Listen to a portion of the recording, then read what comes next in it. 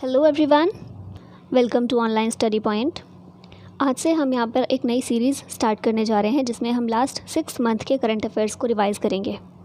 इसमें हम total 500 questions देखेंगे और आज का ये पार्ट 1 है। हर एक वीडियो में आपको 50 क्वेश्चन देखने को मिलेंगे। तो तैयार हो जाइए रिविज़न के साथ में। और ये तो खैर पहला वीडियो है, आपको नहीं पता होगा इसके बारे में, लेकिन इसके बाद जितने भी वीडियोस आपको मिलेंगे कोशिश कीजिएगा पहले रिवाइज़ करके आए चीज़ें, उसके बाद यहाँ पर टेस्ट की तरह इसको दीजिए। और ये वीडियो आपको SSC, CGL, bank, railway, UP लेखपाल का एग्ज़ाम अभी आने वाला है उसके लिए, सभी स्टेट पीसीएस के लिए और यहाँ तक कि यूपीएससी के लिए भी इम्पॉर्टेंट है ये वीडियो। और क्वेश्चन आपको अच्छे लेवल के देखने को मिलेंगे। तो ये था इंट्रोडक्शन और चलिए अब इसी के साथ में शुरुआत करते हैं। पहला क्वेश्चन है हमारा, केंद्र सरकार द्वारा हाल ही में जारी स्वच्छता सर्वेक्षण रिपोर्ट में देश का सबसे स्वच्छ शहर कौन सा है। सारे क्वेश्चन 2020 के ही हैं, जनवरी से लेकर आपको अभी तक के सारे क्वेश्चन देखने को मिलेंगे। और 2020 में ही जनवरी 2020 में स्वच्छता सर्वेक्षण रिपोर्ट जारी की गई थी। इसमें देश का सबसे स्वच्छ शहर किसको घोषित किया गया, किसको माना गया, तो ये है इंदौर, याद रखिएगा। और स्वच्छता सर्वेक्षण रिपोर्ट ये जारी किस लिए की जाती है, तो केंद्र सरकार का जो 2014 में स्टार्ट किया गया था स्वच्छ भारत मिशन, इसके 2 सब मिशन हैं, एक ग्रामीण है और एक शहरी है, एक अर्बन का है। तो इन दोनों मिशन के अंतर्गत ही जितने भी शहर हैं, जितने भी ग्रामीण क्षेत्र हैं और जितने भी शहर हैं उनमें कंपटीशन की भावना जगाई जाए ताकि वो स्वच्छता को लेकर थोड़े से ज़्यादा कार्यशील हों। तो इसी के लिए स्वच्छता सर्वेक्षण रिपोर्ट ये जारी की गई थी और इसमें इंदौर को सबसे स्वच्छ शहर का दर्जा दिया गया था। नेक्स्ट क्वेश्चन है, देश के पहले रक्षा सेवा प्रमुख यानी कि chief of defence staff CDS के रूप में हाल ही में नियुक्त किए गए जनरल बिपिन रावत के यूनिफॉर्म का रंग क्या है। तो आप सभी ने ये देखा होगा कि सीडीएस पहले देश के नियुक्त किए गए हैं, कौन नियुक्त किए गए हैं, जनरल बिपिन रावत। लेकिन ये क्वेश्चन हो सकता है बहुत ही कम लोगों ने देखा हो कि उनकी यूनिफॉर्म का रंग क्या है। नेवी, आर्मी और जो हमारा एयरफोर्स है उनकी यूनिफॉर्म का कलर आपने देखा होगा, लेकिन सीडीएस का कलर ये क्या रखा गया है, अच्छे से याद रखिएगा, ऑलिव ग्रीन। ठीक है, सीडीएस जो है हमारे पहले बिपिन रावत जी, उनकी यूनिफॉर्म का रंग है ऑलिव ग्रीन। और सीडीएस जो है ये काम क्या करेगा, जो हमारी सीडीसी है यानी कि चीफ ऑफ डिफेंस कमेटी है, उसके एक तो अध्यक्ष के रूप में काम करेंगे, उसके हेड होंगे। और इसके अलावा इनका काम होगा जो हमारी तीनों सेनाएं हैं उनके बीच में समन्वय स्थापित करना, तीनों के बीच बातचीत का जरिया कौन होंगे, सीडीएस। और एक चीज़ इंपॉर्टेंट इसमें यह है कि ये भी 4 स्टार ऑफिसर ही हैं, जैसे हमारे जो तीनों सेनाएं हैं उनके जो प्रमुख होते हैं वो 4 स्टार ऑफिसर होते हैं। सीडीएस को भी 4 स्टार ऑफिसर ही रखा गया है ताकि ये उन तीनों से प्रमुख ना बन जाएं, इसीलिए उन तीनों हेड्स के बराबर का दर्जा ही सीडीएस को भी दिया गया है। नेक्स्ट क्वेश्चन है, देश का दूसरा स्पेस पोर्ट तूतीकोरिन में बनाया जा रहा है। तो आपको देखिए एक आंसर बता दिया गया है, दूसरा स्पेस पोर्ट कहाँ पर बनाया जा रहा है, तूतीकोरिन में। बस ये पूछा गया है तूतीकोरिन किस राज्य में स्थित है, तो ये स्थित है तमिलनाडु में। स्पेस पोर्ट क्या होता है, स्पेस पोर्ट यानी कि रॉकेट लॉन्च सेंटर। पहले से हमारे पास जो पहला है हमारा वो है श्रीहरिकोटा, आंध्र प्रदेश, इसके बारे में हम सभी जानते हैं। अभी दूसरा बनाया जा रहा है तूतीकोरिन में, तमिलनाडु में। ठीक है, और क्यों बनाया जा रहा है, क्योंकि एक ही है हमारे पास और ऐसी बहुत सारी कंट्रीज़ हैं जिनके मल्टीपल स्पेस पोर्ट्स हैं। तो अब क्योंकि इसरो का कद बढ़ रहा है, उसी के साथ इसरो का काम भी बढ़ रहा है, तो इसलिए हमें दूसरे स्पेस पोर्ट की ज़रूरत भी पड़ रही है और इसीलिए ये तूतीकोरिन में बनाया जा रहा है। ऑलराइट, तो दूसरा स्पेस पोर्ट तूतीकोरिन में, तमिलनाडु में। नेक्स्ट क्वेश्चन, पर्यावरण को होने वाले नुकसान को कम करने के लिए द्वीपीय देश पलाऊ ने हाल ही में सनस्क्रीन के इस्तेमाल पर प्रतिबंध लगा दिया है। तो एक स्टेटमेंट के साथ आपको एक पॉइंट दे दिया गया है क्वेश्चन में ही। पर्यावरण को होने वाले नुकसान को कम करने के लिए द्वीपीय देश पलाऊ ने हाल ही में सनस्क्रीन के इस्तेमाल पर प्रतिबंध लगा दिया है। तो कौन सा ऐसा देश है जिसने सनस्क्रीन के इस्तेमाल पर प्रतिबंध लगाया है, पलाऊ है। अब पूछा गया है कि यह द्वीप किस महासागर से घिरा है। द्वीपीय देश है यानी कि देश है और चारों तरफ इसके पानी है ना, महासागर है। तो कौन से महासागर में ये देश स्थित है, तो ये है प्रशांत महासागर में। ठीक है, और मेनली वेस्टर्न पैसिफिक ओशियन में ये देखने को मिलता है। तो आप देख ही रहे होंगे, अभी हम 4th क्वेश्चन पे पहुँचे हैं और क्वेश्चन बहुत घुमाकर पूछा गया है। ठीक है, तो इसीलिए मैंने स्टार्टिंग में कहा था कि लेवल थोड़ा अच्छा है, तो तैयार रहिएगा। नेक्स्ट क्वेश्चन है, हाल ही में जारी किए गए यूनिसेफ रिपोर्ट के अनुसार 1 जनवरी 2020 को दुनिया में सबसे ज़्यादा बच्चों ने किस देश में जन्म लिया।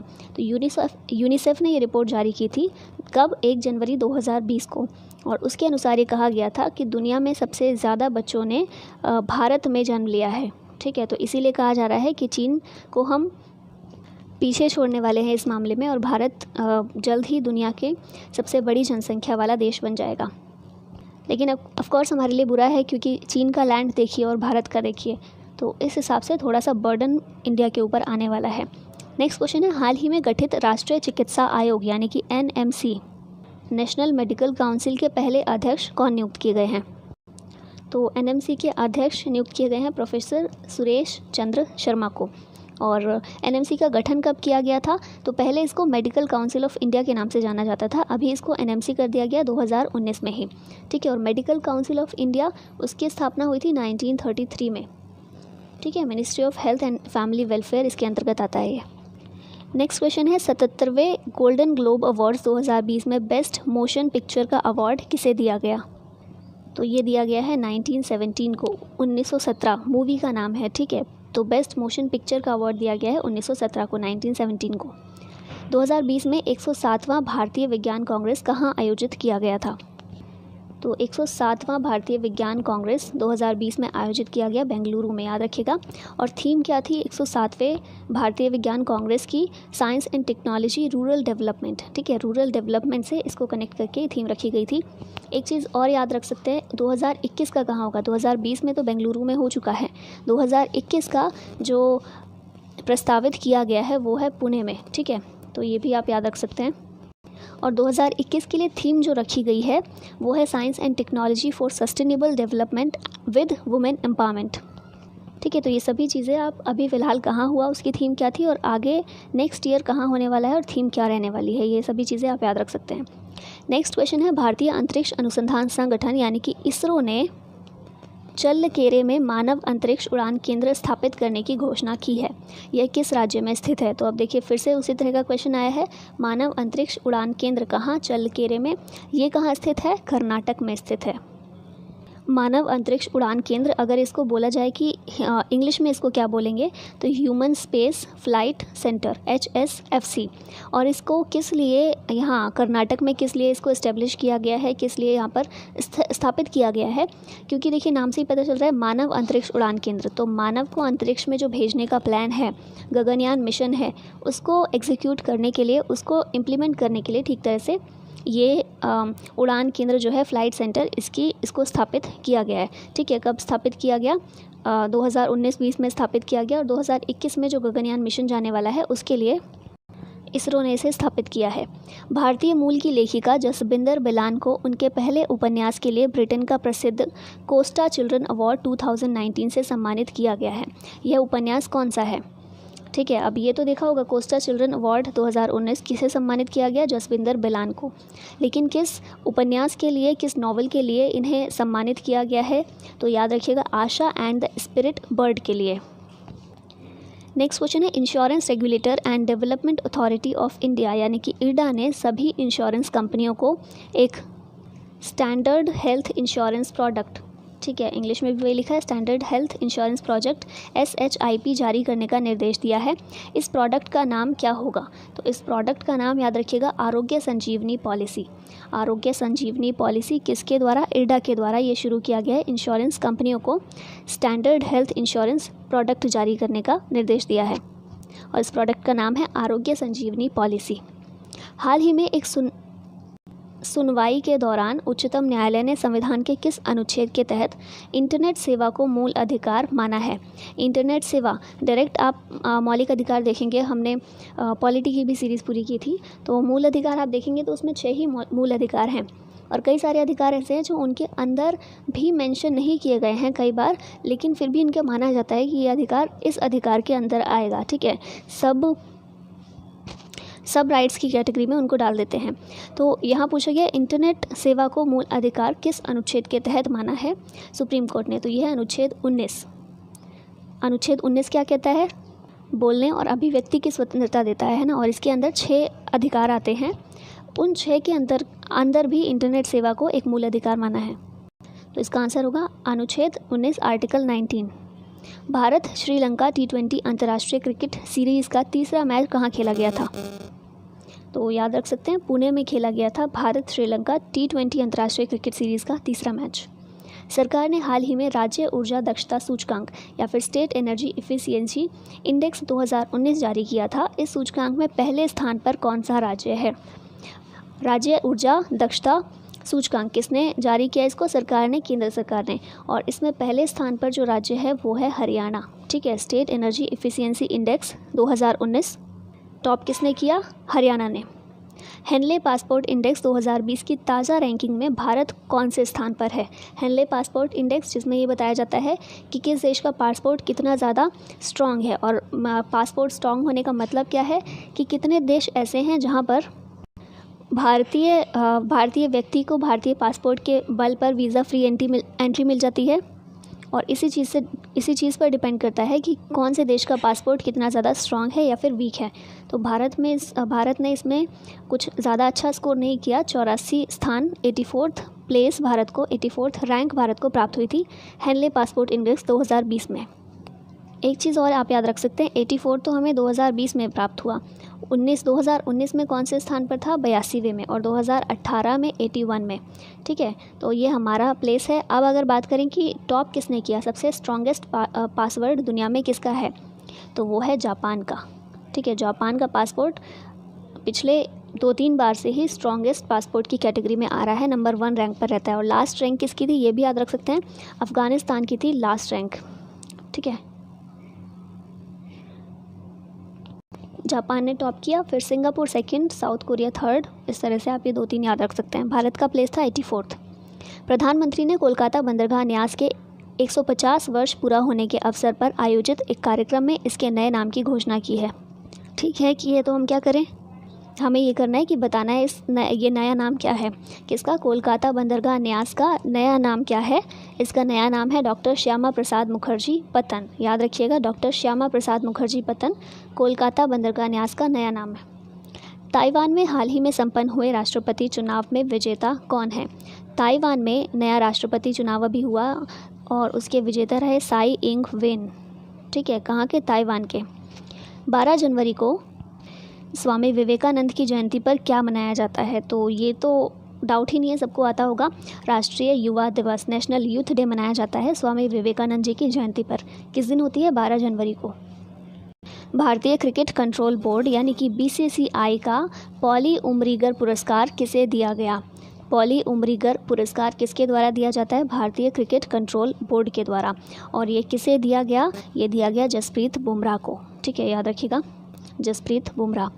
भारतीय नौसेना के लिए किसने नाटो ग्रिड जैसा विशेष श्रेणी का diesel high flash high speed diesel ईंधन विकसित किया? इसका आप ये नाम भी याद रख सकते हैं, HFHSDIN 512। ठीक है, तो ये किसने विकसित किया? इंडियन ऑयल कॉरपोरेशन ने।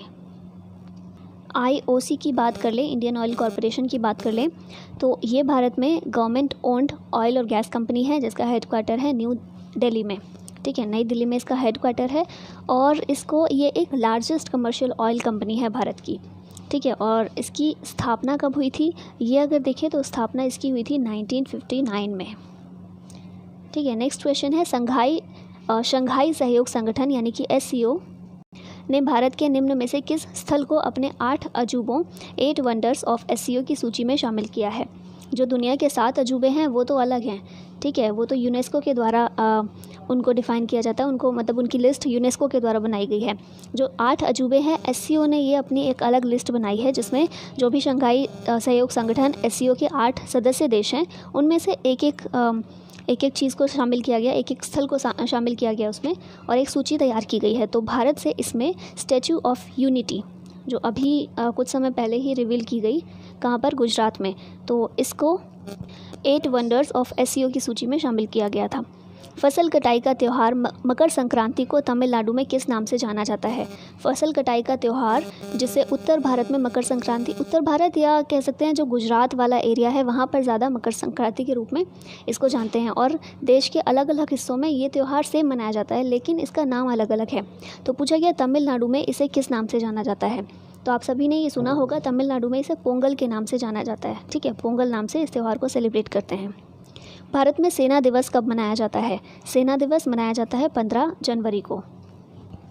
नेक्स्ट क्वेश्चन है, मनमोहन महापात्रा जिनका हाल ही में निधन हो गया वे कौन थे? मनमोहन महापात्रा ये एक फिल्मकार थे जिनका 2020 में निधन हो गया। निम्न में से किस क्षेत्र में योगदान के लिए भारतीय मूल के 10 वर्षीय ब्रिटिश छात्र ईश्वर शर्मा को ग्लोबल चाइल्ड प्रोडिजी अवार्ड 2020 से सम्मानित किया गया है? प्रोडिजी का मीनिंग हम देखें ना, स्पेलिंग देखिए कुछ इस तरह होती है इसकी, PRODIGY। आपको समझ भी नहीं आई होगी, चलिए फिर से लिख देते हैं इसको, PRODIGY, प्रोडिजी। ठीक है, इसका मीनिंग बेसिकली होता है टैलेंटेड पर्सन। ठीक है, अद्भुत कोई वस्तु या फिर टैलेंटेड पर्सन। तो ग्लोबल चाइल्ड प्रोडिजी अवार्ड 2020 ये किसे दिया गया? ब्रिटिश छात्र जो है, भारतीय मूल के 10 वर्षीय ब्रिटिश छात्र ईश्वर शर्मा, इनको दिया गया। और किसके लिए, किस चीज़ के लिए दिया गया? योग के लिए इन्हें इस अवार्ड से सम्मानित किया गया। K9 वज्र होवित्ज़र तोप जिसे हाल ही में राष्ट्र को समर्पित की गई है का निर्माण किया है? पहली बात तो ये इसमें याद रखिएगा, K9 वज्र होवित्ज़र तोप ये बेसिकली तो South Korea I think South Korea ही है, या साउथ कोरियन एक ये गन है। ठीक है, और इसे इम्पॉर्टेंट चीज़ ये है कि इसे मेड इन इंडिया इस बार किया गया है, भारत में ही इसको बनाया गया है। तो पूछा गया है किसने निर्माण इसका किया है? लार्सन एंड ट्रूबो ने इसका निर्माण किया है। और कहाँ पर किया है ये भी याद रखिएगा, सूरत में। ठीक है, हज़ीरा सूरत में इसका निर्माण किया गया है लार्सन एंड ट्रूबो के द्वारा, मेड इन इंडिया K9 वज्र होवित्ज़र तोप का। 29वां सरस्वती सम्मान 2019 किसे दिया गया? 29वां सरस्वती सम्मान 2019 ये दिया गया वासुदेव मोही को। रूस के नए प्रधानमंत्री कौन हैं? व्लादिमीर पुतिन बताने की भूल नहीं कीजिएगा, प्रधानमंत्री पूछा है। ठीक है, व्लादिमीर पुतिन ये रूस के राष्ट्रपति हैं। नए प्रधानमंत्री रूस के हैं मिखाइल मिशुस्टिन। ठीक है, मिखाइल मिशुस्टिन ये हैं रूस के नए प्रधानमंत्री। भारतीय टेनिस खिलाड़ी सानिया मिर्ज़ा ने WTA होबार्ट इंटरनेशनल टूर्नामेंट के महिला डबल्स का खिताब जीता है। तो एक आपको यहीं स्टेटमेंट में एक क्वेश्चन बता दिया गया है, एक पॉइंट बता दिया गया है कि WTA होबार्ट इंटरनेशनल टूर्नामेंट के महिला डबल्स का खिताब किसने जीता? सानिया मिर्ज़ा ने। और इस प्रतियोगिता में इनकी जोड़ीदार कौन थी? क्योंकि डबल्स का है ना, महिला डबल्स, तो अकेले तो नहीं जीता होगा, इनकी जोड़ीदार कोई रही होंगी। तो एक थी सानिया मिर्ज़ा, इनकी जोड़ीदार थी यूक्रेन की नादिया किचेनोक। ठीक है, तो ये इनकी जोड़ीदार थी जिन्होंने मिलकर ये महिला डबल्स का खिताब जीता है। ऑस्ट्रेलिया ने भारत के साथ संबंधों को आगे बढ़ाने में योगदान देने के लिए निम्न में से किस भारतीय उद्योगपति को अपने सर्वोच्च नागरिक सम्मान ऑर्डर ऑफ ऑस्ट्रेलिया से हाल ही में सम्मानित किया है? इम्पॉर्टेंट क्वेश्चन है। सम्मानित किसके द्वारा? ऑस्ट्रेलिया के द्वारा किया गया। भारत के उद्योगपति को कौन सा सम्मान दिया गया? ऑर्डर ऑफ ऑस्ट्रेलिया से। और किसे ये सम्मानित किया गया है इस सम्मान से? किरण मजूमदार शॉ को। ठीक है, नाम याद रखिएगा, इंपॉर्टेंट है। हाल ही में संपन्न हुए भारतीय तीरंदाजी महासंघ के चुनाव में तीरंदाजी आर्चरी एसोसिएशन ऑफ इंडिया के नए अध्यक्ष कौन चुने गए हैं? तो इसके नए अध्यक्ष चुने गए हैं अर्जुन मुंडा। भारतीय जनता पार्टी के नए अध्यक्ष कौन चुने गए हैं? भारतीय जनता पार्टी, इसके नए अध्यक्ष हैं जगत प्रकाश नड्डा। प्रधानमंत्री नरेंद्र मोदी ने छात्रों के साथ संवाद कार्यक्रम परीक्षा पे चर्चा 2020 में हिस्सा लिया था। यह कार्यक्रम कहाँ आयोजित किया गया था? तो परीक्षा पे चर्चा 2020 इस कार्यक्रम का आयोजन किया गया था तालकटोरा स्टेडियम में। याद रखिएगा, तालकटोरा स्टेडियम में। कहाँ है ये स्टेडियम? नई दिल्ली में। विश्व आर्थिक मंच यानी कि WEF द्वारा हाल ही में जारी वैश्विक सामाजिक बदलाव सूचकांक यानी कि global social mobility index 2020 report में भारत का क्या स्थान है? तो ग्लोबल सोशल मोबिलिटी इंडेक्स 2020 इसमें भारत को स्थान प्राप्त हुआ है 76। ठीक है, और किसके द्वारा ये रिपोर्ट जारी की जाती है? वैश्विक सामाजिक बदलाव सूचकांक विश्व आर्थिक मंच के द्वारा, वर्ल्ड इकोनॉमिक फोरम के द्वारा, WEF के द्वारा। भारत का स्थान 76। मुख्यमंत्री कृषक दुर्घटना कल्याण योजना की शुरुआत निम्न में से किस राज्य में हाल ही में हुई है? कौन सी योजना है? मुख्यमंत्री कृषक दुर्घटना कल्याण योजना, इसकी शुरुआत हुई उत्तर प्रदेश में। भारत के उज्ज्वला योजना की तर्ज पर निम्न में से किस देश ने अपने यहाँ LPG कनेक्शन देने के लिए इंडियन ऑयल के साथ एक सहमति पत्र पर हस्ताक्षर किया है? भारत में है ना उज्ज्वला योजना, तो इसी की तर्ज पर एक और कंट्री है जो LPG कनेक्शन अपने देश में देना चाहता है और इसके लिए इंडियन ऑयल के साथ एक सहमति पत्र पर हस्ताक्षर किए गए हैं। या नाम याद रखिएगा, देश है ये घाना। ठीक है, घाना कहाँ की कंट्री है? अफ्रीकन कॉन्टिनेंट की, और मेनली वेस्ट अफ्रीका में ये कंट्री पड़ती है। नेक्स्ट क्वेश्चन है, प्रत्येक वर्ष 23 जनवरी को नेताजी सुभाष चंद्र बोस की जयंती मनाई जाती है। इस वर्ष यानी 2020 में कौन सी जयंती मनाई गई? किस दिन मनाई जाती है? 23 जनवरी के दिन। और 2020 में 123वीं जयंती नेताजी सुभाष चंद्र बोस की मनाई गई। ग्रीन पीस इंडिया ने भारत में प्रदूषण पर हाल ही में रिपोर्ट जारी की है। इस रिपोर्ट के अनुसार देश का सबसे कम प्रदूषित शहर कौन सा है? देश का सबसे कम प्रदूषित शहर, ये जो प्रदूषण पर रिपोर्ट जारी की है किसने? ग्रीन पीस इंडिया ने। याद रखिएगा, ग्रीन पीस इंडिया। और ये सबसे कम प्रदूषित शहर है लुंगलेई। कहाँ पर है? मिज़ोरम में है। तो मिज़ोरम का ये शहर सबसे कम प्रदूषित पाया गया है। चाइल्ड पोर्नोग्राफी के इस संकट से निपटने के लिए बनी संसदीय समिति ने हाल ही में अपनी रिपोर्ट सौंपी है। इस संसदीय समिति के अध्यक्ष कौन हैं? किस लिए ये संसदीय समिति बनाई गई? तो चाइल्ड पोर्नोग्राफी के लिए, ये जो संकट है आज के यूथ के सामने, जो इस तरफ जो यूथ है हमारा, उनका खिंचाव इस तरफ ज़्यादा जा रहा है ना, अट्रैक्शन जो है इस ओर ज़्यादा है। तो इस संकट से कैसे निपट सकते हैं, इसके लिए संसदीय समिति गठित की गई थी और इस समिति के अध्यक्ष थे जयराम रमेश और इसने अपनी रिपोर्ट अभी हाल ही में सौंपी है। राष्ट्रीय मतदाता दिवस ये कब मनाया जाता है? राष्ट्रीय मतदाता दिवस मनाया जाता है 25 जनवरी को। फिर नेक्स्ट क्वेश्चन है, खेल के क्षेत्र में पद्म भूषण 2020 से किसे सम्मानित किया गया? खेल के क्षेत्र में पद्म भूषण 2020 से सम्मानित किया गया पीवी सिंधु को। सरकार ने निम्न में से किस उपक्रम का 100% विनिवेश का निर्णय हाल ही में लिया है? 100% विनिवेश का, डिसइन्वेस्टमेंट का निर्णय लिया गया है किस उपक्रम के लिए? तो ये उपक्रम है एयर इंडिया। निम्न में से किस राज्य के विधानसभा ने विधान परिषद को भंग करने का प्रस्ताव पारित किया है? तो ये अभी आंध्र प्रदेश के लिए न्यूज़ में था। आंध्र प्रदेश ने अपनी विधान परिषद को भंग करने का प्रस्ताव पारित किया था। क्यों किया था? क्योंकि आंध्र प्रदेश अपनी 3 राजधानियां बनाना चाहता है और उसके लिए विधान परिषद एग्री नहीं कर रहा था, तो इसीलिए सोचा गया कि चलिए इसी को भंग कर देते हैं। 62वें ग्रैमी पुरस्कार समारोह का आयोजन लॉस एंजल्स में हाल ही में किया गया था। तो एक आपको पॉइंट यहाँ मिल गया। 62वां ग्रैमी पुरस्कार कहाँ हुआ? लॉस एंजल्स में।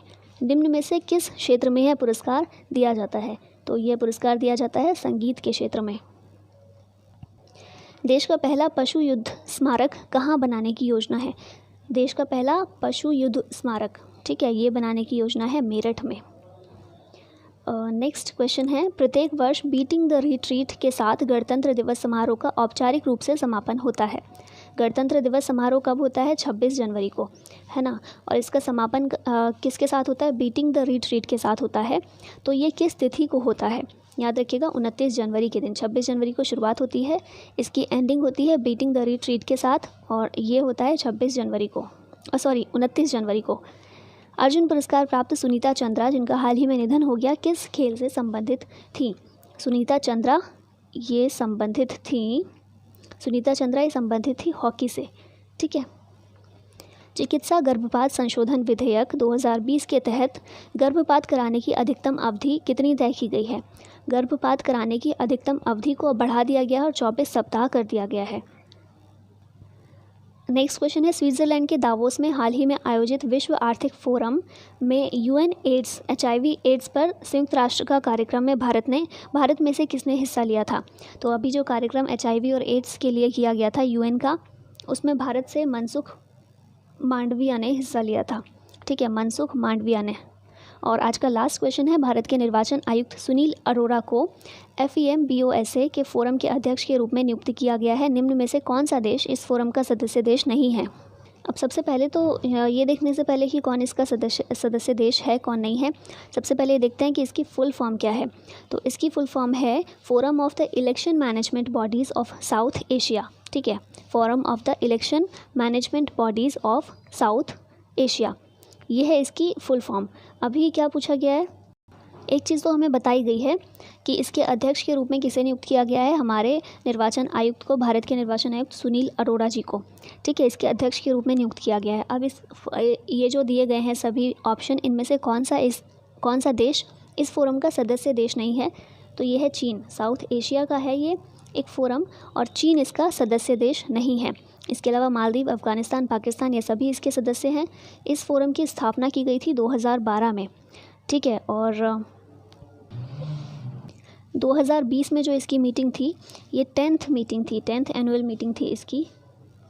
अब एक बार देख लें कि कौन कौन सी कंट्रीज़ इसके सदस्य देश हैं, क्योंकि यहाँ तो पूछा था कौन सा नहीं है, चीन नहीं है। कौन कौन से सदस्य हैं, तो अफ़गानिस्तान, बांग्लादेश, भूटान, इंडिया, मालदीव, नेपाल, पाकिस्तान और श्रीलंका। तो अगर ध्यान से इसको एनालाइज़ किया, ध्यान से सुना होगा आपने, तो सार्क की जो कंट्रीज़ हैं वो सभी इसके सदस्य देश हैं, ठीक है। और सार्क की जो थर्ड मीटिंग हुई थी, थर्ड एनुअल मीटिंग 2012 में, तभी इसको इस्टेब्लिश किया गया था, ठीक है। और चीन इसका सदस्य नहीं है। तो ये था सब कुछ forum of the election management bodies of south Asia के बारे में। और इसी के साथ हमारा आज का ये लेक्चर ख़त्म होता है।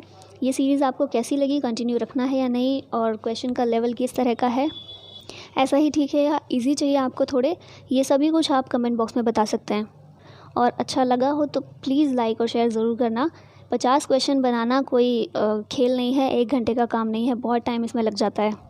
इसीलिए अगर आपके लिए हेल्पफुल है ये तो प्लीज़ बताइएगा और लाइक ज़रूर कीजिएगा। देखिए गला भी सूख गया है।